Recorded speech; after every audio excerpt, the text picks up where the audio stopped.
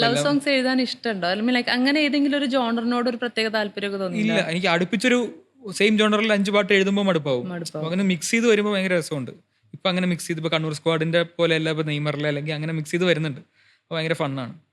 കൂടുതലും actually satisfaction കിട്ടുന്നത് ശരിക്കും മലയാളത്തിൽ എഴുതാൻ ഡിഫിക്കൽട്ട് ആയിട്ടുള്ള ജോണേഴ്സ് എഴുതി ക്രാക്ക് ചെയ്യും. ഫണ്ണി സോങ്സ്, രോമാഞ്ചത്തിലെ പോലത്തെ പാട്ടുകളൊക്കെ എഴുതുമ്പോഴാണ് കൂടുതലൊരു സാറ്റിസ്ഫാക്ഷൻ. കാരണം എപ്പോഴും കിട്ടുന്നൊരു സാധനമല്ലല്ലോ, സത്യം. ഡിഫറെന്റ് ആയിട്ടുള്ള സാധനമാണ്. പക്ഷെ ക്യാച്ചി പക്ഷെ ആയിരിക്കണം, എന്തൊക്കെ ക്യാച്ചി കാര്യങ്ങള് ആയിരിക്കണം. ചിന്തിക്കണം, സിമ്പിൾ ആയിരിക്കണം. അതെ അതെ, വളരെ തമിഴിലൊക്കെ ഈസിയാണ്, മലയാളത്തിൽ ക്രാക്ക് ചെയ്യാൻ ഭയങ്കര ബുദ്ധിമുട്ടാണ്. അപ്പോൾ അത് കിട്ടുമ്പോൾ ഭയങ്കര സന്തോഷം. പക്ഷെ നമ്മൾ ഇവൻച്വലി നമുക്ക് ലാസ്റ്റ് ചെയ്യണമെന്നുണ്ടെങ്കിൽ ലവ് സോങ്സ് ഭയങ്കര ഇമ്പോർട്ടൻറ്റും അങ്ങനെയും വേണം. ആ ഒരു ഇമോഷൻ എന്നും എക്സിസ്റ്റ് ചെയ്യുന്ന ഒരു ഇമോഷൻ ആണല്ലോ. മറ്റേത് ഇൻസ്റ്റന്റ് ഹിറ്റ്സ് ആകുമ്പോൾ ലവ് സോങ്സ് കുറെ കൂടി എവർ ലാസ്റ്റിംഗ് ആയിരിക്കും. ഇനി രണ്ടും വേണം. തിരിച്ച് കീബോർഡ് പ്ലേയിങ്ങും മ്യൂസിക് ഡയറക്ഷൻ എന്നൊരു ആഗ്രഹം ഉണ്ടല്ലോ, കീബോർഡും വായിക്കും. അപ്പൊ എന്തെങ്കിലും അത് ട്രൈ ചെയ്തോടെ, ഒരു സിംഗിളെങ്കിലും? ഇല്ല, അടച്ചുപൂട്ടിയ അധ്യായമാണ് അത്, മൊത്തത്തിൽ അടച്ചുപൂട്ടി. അല്ല, അതിന്റെ ഒരു നേരത്തെ പറഞ്ഞ പോലെ അതിന്റെ ഒരു ഗുണമാണ് ഇപ്പൊ കിട്ടിക്കൊണ്ടിരിക്കുന്നത്. കാരണം ഒരു മീറ്ററിന് പാട്ട് എഴുതുമ്പോൾ അത് എന്ത് വേണം, പാട്ട് ബെസ്റ്റായിട്ട് സൗണ്ട് ചെയ്യാൻ. ഞാൻ എപ്പോഴും മ്യൂസിക് ഡയറക്ടറിന്റെ ട്യൂണിൽ നിന്ന് ഭയങ്കരമായിട്ട് ഇൻസ്പയർ ആയിട്ട് പാട്ട് എഴുതുന്ന ഒരാളാണ്. പലപ്പോഴും ആ ട്യൂൺ റിപ്പീറ്റഡ്ലി കേൾക്കുമ്പോൾ ട്യൂണിൽ തന്നെ എന്തെങ്കിലും വാക്കുകൾ ഹിഡൻ ആയിട്ട് ഉണ്ടാവുമെന്ന് എനിക്ക് തോന്നാറുണ്ട്. ഇപ്പൊ ആരാധികയുടെ മറ്റേ അനുപല്ലവി ആദ്യം കേട്ടിട്ട് ആ ആ സാധനമുണ്ട്, പിടയുന്നൊരു എൻ്റെ ജീവന്, അത് ആ ട്യൂണ് തന്നെ വീണ്ടും കേട്ടപ്പോൾ എനിക്കെന്തോ അതിൽ നിന്ന് ആ വരികൾ, ഒളിഞ്ഞിരിക്കുന്ന വരികൾ കണ്ടെത്തുന്ന പോലെയായിരുന്നു. ട്യൂണ് തന്നെ പലപ്പോഴും നമ്മളോട് പറയും എന്ത് എഴുതണം, എങ്ങനെ പോകണം. ഈ അപ്പോൾ ട്യൂൺ കേട്ടിട്ട് തന്നെയാണോ എല്ലാ പാട്ടുകളും ഇപ്പോ? ഒരു 99% സോങ്സും ട്യൂണാണ് ആദ്യം കമ്പോസ് ചെയ്യുന്നത് അല്ലേ? അല്ലാണ്ട് ലിറിക്സ് എഴുതിയിട്ട് പാട്ട് കമ്പോസ് ചെയ്ത പാട്ട് ഇങ്ങനെ എന്തെങ്കിലും ഉണ്ടോ? അങ്ങനെ കംപ്ലീറ്റ്ലി ഇല്ല. ചിലപ്പോൾ ഹൈബ്രിഡ് ആയിട്ട് ഒരുമിച്ചിരുന്ന് വർക്ക് ചെയ്യുമ്പോൾ ചിലപ്പോൾ ഒരു പല്ലവിയിലെ 3 ലൈൻ അങ്ങോട്ട് എഴുതും. ചിലപ്പോൾ ഈ ചില വാക്കുകൾ, ഫ്രൈസ് ഒക്കെ ചിലപ്പോൾ ആദ്യം അങ്ങോട്ട്, ഇപ്പോൾ ആത്മാവേ പോ എന്ന് പറഞ്ഞാൽ ആ വാക്ക് അങ്ങോട്ട് കൊടുത്തപ്പോൾ ആണ് ആ പാട്ട് തുടങ്ങിയത്. സുഷിൻ ഈ വാക്കും എന്തെങ്കിലും ഒരു വാക്ക് വേണമെന്ന് പറഞ്ഞു. അപ്പോൾ ജിത്തുവും സുഷിനും ഉണ്ട്, ഞങ്ങളിരുന്ന് ഇങ്ങനെ ബ്രെയിൻ സ്റ്റോം ചെയ്തു. സിനിമയുടെ സിറ്റുവേഷൻ ഷൂട്ട് കഴിഞ്ഞാൽ അപ്പം സീൻസ് കണ്ടു.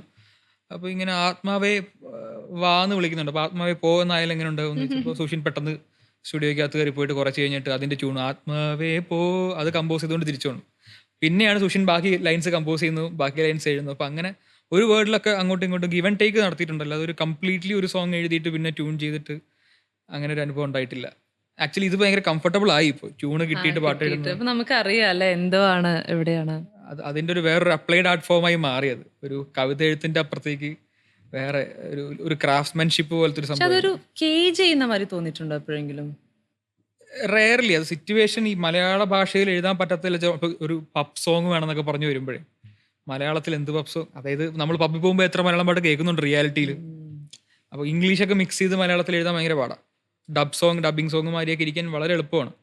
അപ്പോൾ അങ്ങനെയുള്ളപ്പോൾ ബേസിക്കലി നമ്മുടെ ലാംഗ്വേജ് കാലത്തിനൊത്ത് അപ്ഡേറ്റഡ് ആയിട്ടില്ല മലയാളത്തിൽ. തമിഴിലൊക്കെ ഉണ്ട്. തമിഴിൽ ഇപ്പോൾ ഈ ഫോണിന് കൈപേസി എന്ന് പറയുന്നത്, അല്ലെങ്കിൽ വൈഫൈക്ക് വാക്കുണ്ട്, അങ്ങനെ വാക്കുണ്ട്. അപ്പം നമ്മൾ ശരിക്കും ഇപ്പോഴത്തെ ഇപ്പോൾ ഒരു ലവ് സോങ് ആണെങ്കിൽ തന്നെ ഇപ്പോഴത്തെ ആൾക്കാർ മറ്റേ ഞാൻ സ്ഥിരം മറ്റേ മുമ്പത്തെ ഒരു ഇന്റർവ്യൂവിലും പറഞ്ഞിട്ടുള്ള സെയിം സാധനമാണ്. അതായത് മറ്റേ അല്ലിയാമ്പൽ കടവിൽ കൊതുമ്പ് വെള്ളം തുഴഞ്ഞുകൊണ്ട് പോകുന്ന കാമുകനും കാമുകി അല്ലല്ലോ ഇപ്പോൾ ഉള്ളത്. ഒരു ഡ്രൈവിന് പോകുന്നവരാണ്, ടെക്സ്റ്റ് ചെയ്യുന്നവരാണ്, മോളിൽ പോകുന്നവരോ അല്ലെങ്കിൽ അങ്ങനെ അതിനെയൊക്കെ അഡ്രസ്സ് ചെയ്യാൻ വളരെ ഓണസ്റ്റായിട്ട് ഡയറക്റ്റ്ലി അഡ്രസ്സ് ചെയ്യാൻ നമുക്ക് പാട്ടിൽ പറ്റാറില്ല.